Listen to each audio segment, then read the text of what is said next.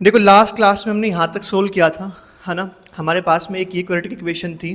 फिर हमने क्या किया था, हमने इसका डी निकाला था, तो डी इसके पास हमारे पास क्या निकल के आया था, ज़ीरो। इसका डी ज़ीरो निकल के आया था। इसका मतलब क्या था कि भाई इसके जो दो रूट निकलेंगे ना वो दोनों इक्वल होंगे। पहली चीज़ तो ये थी कि इसके रूट निकलेंगे। नेचर पता करना होता है ना, डी से क्या पता लगता है, नेचर ऑफ रूट्स। तो नेचर क्या पता लगा कि इसके दो रूट निकलेंगे और दोनों कैसे निकलेंगे, इक्वल। अब हमें इसको फैक्टराइज करके चेक करना है, क्योंकि क्वेश्चन ने हमें यही कहा था, if the real roots exist, अगर रियल रूट्स एग्जिस्ट करते हैं फाइंड देम। ठीक है, टू इक्वल रूट्स बोल सकते हो या टू इक्वल रियल रूट्स बोल सकते हो, उससे कुछ फर्क नहीं पड़ता। अब देखो ध्यान दो, इस क्वेश्चन में फर्क नहीं पड़ता, वैसे रियल का मतलब बहुत कुछ होता है। अब देखो यहाँ पे ध्यान से देखो, अब हम इसको फैक्टराइज करेंगे। तो फैक्टराइज का मतलब आपको पता है, सबसे पहले क्वाड्रेटिक इक्वेशन होनी चाहिए, तो वो तो है ही। ये ऑर्डर चेक कर लो, एक्स स्क्वायर वाला है, फिर सिंगल एक्स वाला है, फिर बिना एक्स वाला है ना। ठीक है, सब कुछ परफेक्ट है। कैसे करते हैं, सबसे पहले शुरू की टर्म लिखेंगे, 3x² लिख दिया आपने।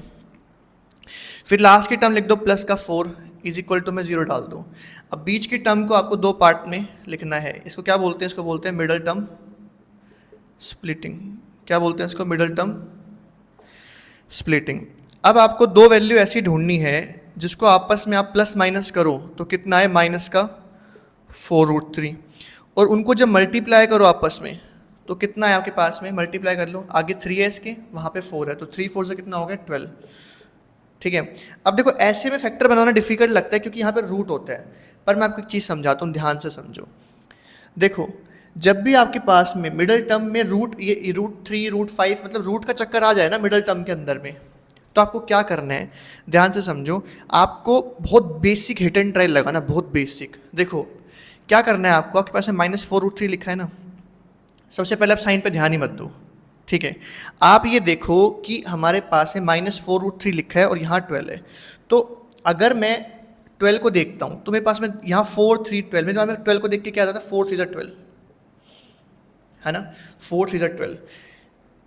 लेकिन आपको क्या करना है, बेसिकली जो मिडल टर्म है ना, मिडल टर्म उसको ब्रेक कर करके देखना है। देखो √3 को तो आप सेपरेट नहीं कर सकते क्योंकि आपको दो टर्म लिखनी है यहाँ पे, तो √3 तो साथ में रहेगा ही। मतलब मैं कहने का मतलब ये है कि तुम यहाँ पे दोनों कोई भी नंबर लिख लो, उस नंबर में ना पीछे तुम्हें √3 को रखना ही पड़ेगा। मतलब एक तरीके से यहाँ पे √3x और यहाँ पे √3x, ये तो रहेगा ही, ये नहीं जा सकता यहाँ से, ये चीज़ तो यहाँ पे रहेगी रहेगी। अब आप ये देखो कि आगे का नंबर आप क्या रख सकते हो। तो पता है मैंने क्या किया, मैंने जस्ट 4 को हाफ किया तो मेरे पास में आया 2√3, और दूसरा नंबर भी क्या आया, 2√3। ये भी माइनस का, ये माइनस का। क्यों, देखो √3 तो रखना ही पड़ेगा भाई तुम्हें, जैसे x फिक्स है ना पीछे, ऐसे रूट का नंबर फिक्स रहेगा। ठीक है, बस ये चीज़ ध्यान रखना, बीच का ये √3 का नंबर फिक्स रहेगा क्योंकि तुम स्प्लिट करके रूट को अलग नहीं कर सकते, ध्यान रखना। तो √3x तुम्हें ऐसे लिख देना है। अब तुम्हें इसके आगे के नंबर पे काम करना है कि आगे क्या नंबर आएगा। तो मैंने ट्रायल करके देख रहा हूँ, मैंने √3 ले लिया, 3√3 ले लिया, है ना, और क्या मेरे पास में ऑप्शन आएंगे, और आगे 5√3 में से माइनस कर करके आ जाएंगे। तो मैंने ये दोनों ट्राई करे तो मेरे को क्या मिला, -2√3 -2√3, माइनस माइनस प्लस हो गया, 2√3 कितना हो गया, 4√3। और इनको मल्टीप्लाई करो ज़रा तो कितना आता है, देखो जब तुम 2 को 2 से मल्टीप्लाई करोगे, -2 को -2 से, तो 4 हो जाएगा, और √3 को √3 से करोगे तो 3 हो जाएगा। मतलब तुम्हें क्या मिलेगा, 12। क्या मिलेगा, 12। ध्यान से समझो, जो बीच की टर्म आपके पास में रहेगी उसमें आपको क्या करना है कि जो रूट के आगे का नंबर है ना 4, इसी पे सब कुछ ट्राई करके देखना है। हालांकि मल्टीप्लाई में काम करेगा रूट, लेकिन प्लस माइनस में ऐसे ही रखा रहेगा। तो यहाँ पे क्या आ जाएगा, 2√3x, और यहाँ पे भी क्या आ जाएगा, 2√3। अब दोनों क्या आएंगे, माइनस के। ठीक है, ये टॉपिक थोड़ा प्रैक्टिस करोगे तो समझ में आएगा आपको, ऐसे क्वेश्चंस लगाओगे तो समझ में आएगा। सिर्फ इस एक क्वेश्चन से समझना थोड़ा डिफिकल्ट है। हालांकि आपको क्या करना है, जब आप अब देखो दो पार्ट कर दिया आपने इसके, है ना, दो पार्ट कर दिया आपने इसके इस तरीके से। तो -2√3 और -2√3 मिला के क्या देता है, -4√3, है ना। पीछे √3 ऐसे ही रहता है। देखो जैसे x ऐसे कैसे रह रहा है ना, ऐसे √3 भी ऐसे कैसे रह जाता है, कोफिशिएंट प्लस माइनस होते हैं। इसी वजह से मैंने क्या करा, √3 पीछे लिख के रख लिया था, और आगे मैंने हिट एंड ट्रायल लगाया, तो 2 2 4 4 3 12 से मेरा काम चल गया। ठीक है, आगे और क्वेश्चन जब मैं आपको कराऊंगा तो आपको अच्छे से चीज़ समझ में आएगी। ठीक है, अभी नहीं आई कोई बात नहीं, अभी हमारा फोकस नेचर ऑफ रूट्स के ऊपर होना चाहिए, ना कि फैक्टराइजेशन के ऊपर। ठीक है, जब फैक्टराइजेशन की प्रॉब्लम करेंगे तो वहाँ पे और अच्छे से प्रैक्टिस में आपको समझ में आ जाएगा। ओके, अब देखो ये दोनों का पेयर बना लो, दो का पेयर बनाते हैं, फिर समझ में आ गया ना। इन दोनों को मिलाओगे तो ये बन जाएगा, इन दोनों को मल्टीप्लाई करोगे तो कितना बनेगा, 4 3 12। अभी नेचर पे फोकस करते हैं, देखते हैं रूट इक्वल निकलते हैं क्या। आगे देखो, अब इस पूरी वैल्यू से आपको कुछ कॉमन निकालना है। क्या कॉमन निकलेगा, और ये पूरी लेके चलनी है आपको यहाँ पीछे, ये आगे का हिस्सा अलग, ये हिस्सा अलग लेके चलना है। यहाँ पे 3 लिखा है, 3 तुम्हें दिखता है 3, लेकिन यहाँ पे √3 है पीछे, तो 3x² माइनस 2√3x, इन दोनों में कॉमन क्या आता है? तो देखो 3 है ना, 3 को तुम ऐसे देखो ये √3 मल्टीप्लाई √3 है। 3 को कैसे देखोगे? √3 मल्टीप्लाई √3, इसका मतलब इस टर्म में से माइनस इस टर्म में से मेरा √3 कॉमन निकल सकता है। यहाँ 2x है, यहाँ 1x है, तो मेरा 1x निकल सकता है। ब्रैकेट स्टार्ट करो। अब 3 में से √3 निकल गया, तो एक √3 चला गया, है ना। कॉमन निकालते हैं तो फैक्टर में से कॉमन निकालते हैं, है ना। तो 3 में से एक √3 निकल गया, तो एक √3 अंदर आ जाएगा। 2x में से एक x निकल गया, एक x यहाँ आ जाएगा। माइनस का साइन, माइनस का साइन, √3x पूरा निकल चुका है, क्या बच गया? सिर्फ 2, यहाँ पे आ जाएगा 2। माइनस का साइन है, माइनस का साइन लगा दो। 2√3x और 4 क्या कॉमन है? 2 और 4 में से तो 2 समझ में आता है, क्योंकि 4 को मैं 1 में 2 × 2 सोच सकता हूँ, है ना। तो यहाँ से मैं 2 कॉमन ले सकता हूँ, मैंने 2 कॉमन ले लिया। उसके बाद मैंने 2 कॉमन ले लिया, उसके बाद में कुछ कॉमन नहीं आता। x यहाँ पर है, यहाँ पर नहीं है, मैंने ब्रैकेट लगाया। -2 यहाँ से आ चुका है, क्या बच गया? √3x। प्लस में से माइनस कॉमन निकल गया, तो अंदर क्या आएगा? माइनस। ऐसे रिवर्स जाके देखो, माइनस माइनस प्लस, तुम यहाँ प्लस ले लोगे तो माइनस प्लस तो माइनस होगा, यहाँ तो प्लस है, इसलिए तुम्हें प्लस माइनस जब बाहर आ गया ना तो साइन सबके चेंज होते हैं। तो यहाँ पे क्या आएगा तुम्हारे पास में? 2 इज इक्वल टू में क्या आ गया? 0। अब देखो ब्रैकेट सेम बन गए। जब ब्रैकेट सेम बन गए ना, इसका मतलब है कि तुम सही जा रहे हो, टेंशन वाली बात नहीं है। पर ज़बरदस्ती भी ब्रैकेट सेम मत बना देना, आ रही बात समझ में? ज़बरदस्ती भी मत बना देना। तो अब क्या करेंगे आगे देखो, अब ये पूरी एक वैल्यू है ना, और ये पूरी क्या है? एक वैल्यू है। अब कॉमन निकालते हैं इसमें से, तो ये वाला ब्रैकेट कॉमन निकलेगा, √3x माइनस 2, ब्रैकेट स्टार्ट करो। इस पूरे से आपने ये निकाला तो अंदर क्या आएगा? √3x। यहाँ से पूरा ये ब्रैकेट निकाल लिया आपने, क्या बच गया? माइनस का, इज इक्वल टू में क्या आ गया? 0। ठीक है, इज इक्वल टू में क्या आ गया आपके पास में? 0। अब देखो, देखते हैं इक्वल रूट्स निकलते हैं क्या इसके। अब क्या करेंगे, इस ब्रैकेट के इज इक्वल टू में 0 ले लेंगे एक बार, √3x माइनस 2 के इज इक्वल टू में। तो आपने √3x minus 2 is equal to 0 लिया। अब x को सोल्व करो, √3x यहीं रहेगा, माइनस का 2 वहाँ जाके क्या हो जाएगा? इज इक्वल टू में 2, x यहीं रहेगा, 2 वहीं रहेगा, √3 आ गया उसके नीचे। तो x की एक वैल्यू क्या निकल के आई? 2/√3। भाई अगला ब्रैकेट भी तो सेम ही है, तो अगला ब्रैकेट क्या आपके पास में है? √3x minus 2 is equal to 0, same bracket है। तो यहाँ भी x क्या निकल के आएगा आपके पास में? 2/√3। तो देखा आपने, हमें इतना सारा सब करना पड़ा, ये आपको सोचना पड़ा कि भाई ये कैसे फैक्टर करेंगे, फैक्टर करना भी डिफिकल्ट लग रहा था सब कुछ, है ना। तो अब ऐसे समझो कि बिना फैक्टराइज करे आप नेचर बता पा रहे हो कि भाई देखो, d की वैल्यू आपने निकाली थी b² माइनस 4ac, क्या निकली? 0। इसका मतलब 2 इक्वल रूट निकलेंगे। देखो x की दोनों वैल्यू सेम निकली है। आया समझ में? ये टॉपिक मैं आपको फैक्टराइजेशन में प्रैक्टिस कराऊंगा, ठीक है। जब मिडिल टर्म स्प्लिटिंग होगी तो √3 सेम रहेगा, हिट एंड ट्राई लगा के ट्राई करना। 2 2 ज़ा 4, मुझे 12, मेरे दिमाग में 12 था, तो 12 का मतलब था 4 × 3, तो 4 कहीं ना कहीं मेरे दिमाग में रहेगा। 2 6 ज़ा 12, 2 4, ये मेरे दिमाग में, इसलिए मैंने 4 √3 को 2 के पार्ट में तोड़ा, तो मेरे फैक्टर बन गए। ठीक है, थोड़ा हिट एंड ट्राई लगाना, हो जाएगा, इतना टफ नहीं है, प्रैक्टिस करोगे। नोट करो उसको।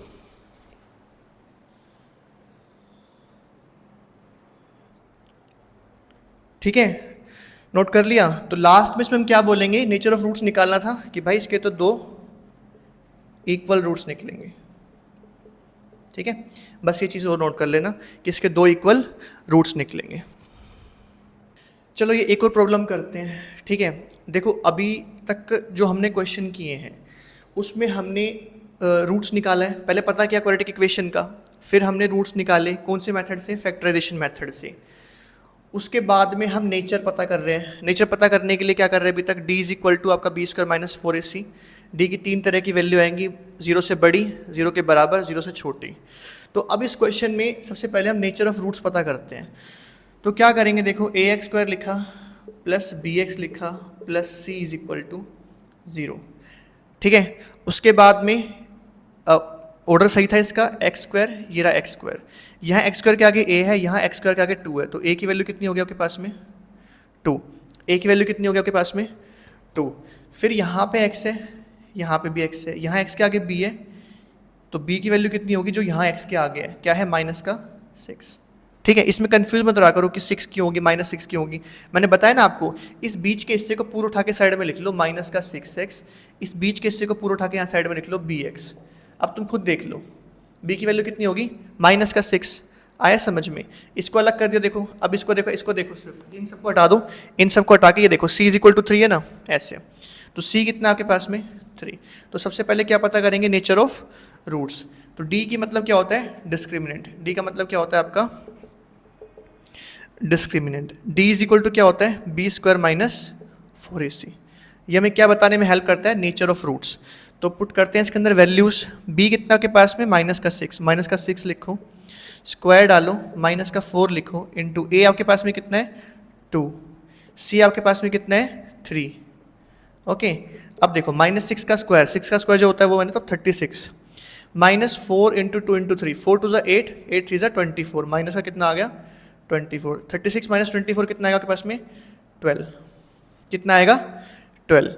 तो 6 का स्क्वायर 36, माइनस 4 2 8, 8 3 24, 36 माइनस 24 कितना होगा 12।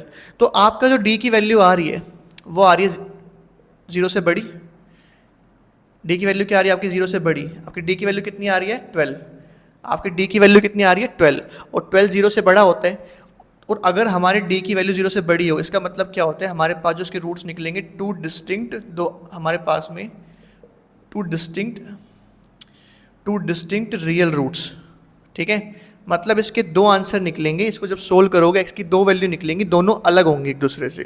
क्या होंगी, अलग। अब देखो यहाँ तक नोट कर लो पहले इसको, फिर एक चीज़ समझो कि हमारे पास में ना, नोट कर लो पहले आप इसको, ठीक है, नोट करो इसको।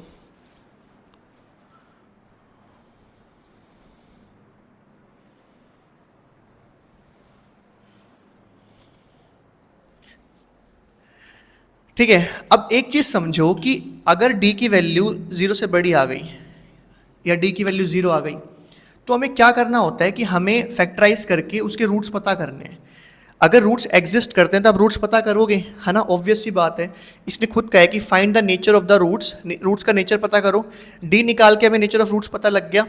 फिर कहता है कि अगर रूट्स एग्जिस्ट करते हैं, if the real roots exist find them, अगर एग्जिस्ट करते हैं तो फाइंड करो।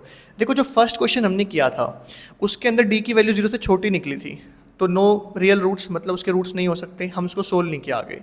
सेकंड वाले क्वेश्चन के अंदर में हमारी d की वैल्यू 0 आ गई, तो इसका मतलब रूट्स एग्जिस्ट करते हैं। फिर हमने रूट निकाले, दो इक्वल रूट निकले, तो हमने मेथड कौन सा फॉलो किया था, फैक्टराइजेशन, मिडल टर्म स्प्लिटिंग करके सब कुछ किया था।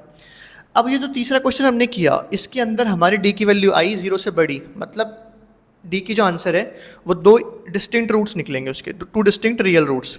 लेकिन क्या आप इसको फैक्टराइजेशन से सोल्व कर सकते हो? आप ये देखो कि सबसे पहले आपने 2x स्क्वायर लिखा, फिर आपने प्लस का 3 लिखा, इज इक्वल टू में 0। अब तुम्हें दो नंबर ऐसे ढूंढने हैं जिनको तुम प्लस माइनस करो तो 6 आए, और मल्टीप्लाई करो तो भी 6 आए। ऐसे कैसे करोगे, है ना डिफ़िकल्ट। तो इसके अंदर में ना जो फैक्टराइजेशन मेथड है, फैक्टराइजेशन मेथड, हम उसको लगा देते हैं काटा। हम अब इस मेथड से इस काम को नहीं करने वाले, आ रहा समझ में। इससे इजी एक मेथड है, थोड़ा सा लेंथी है वो, लेकिन इससे बहुत इजी है। वो मेथड आप यूज़ करोगे तो किसी भी क्वेश्चन का, किसी भी क्वाड्रेटिक इक्वेशन का आप रूट निकाल सकते हो। एग्जाम में वो एप्लीकेबल भी होता है, उस तरीके से निकालना। हालांकि बस ये ना दे रखा हो क्वेश्चन के अंदर में कि फैक्टराइजेशन मेथड से निकालो, तो यहाँ पे देखो इट इज़ वेरी डिफ़िकल्ट कि आप ऐसे फाइंड करो फैक्टराइजेशन मेथड से। तो इसके लिए हम सीखेंगे एक और फॉर्मूला जिसे हम बोलते हैं क्वाड्रेटिक फॉर्मूला, ठीक है, या फिर ऐसे समझ लो डिस्क्रिमिनेंट रूट। डिस्क्रिमिनेंट रूट मतलब जो d हमने निकाला था ना, उस d की मदद से ही, जो d हमने निकाला था उस d की मदद से ही हम अब आगे का काम भी करेंगे। हम आगे की वैल्यू सोल्व करेंगे, हम x की दो वैल्यू निकालेंगे। आ रहा है समझ में। फैक्टराइजेशन मेथड अब हम यहाँ पे ड्रॉप करते हैं, हम उस पर कांटा लगाते हैं, उससे काम नहीं करेंगे। मैं एक और मेथड सिखाऊंगा आपको नेक्स्ट क्लास के अंदर, उसमें पूरी एक क्लास लगेगी अच्छे से समझाने के लिए आपको, ठीक है। तो ये होल्ड पर डाल लो। नेचर ऑफ रूट्स में आपको पता लग गया कि इसकी जो d की वैल्यू है वो आएगी 0 से बड़ी, ठीक है। तीन वैल्यू है, तीन सिचुएशन है, d की वैल्यू 0 से बड़ी, d की वैल्यू 0 के बराबर, d की वैल्यू 0 से छोटी। तीनों क्वेश्चन हमने किए हैं इस टाइप के। अब इसमें करेंगे हम दूसरा फॉर्मूला क्वाड्रेटिक फॉर्मूला से, जिसको आप डिस्क्रिमिनेंट रूट भी बोल सकते हो, ठीक है। All the best.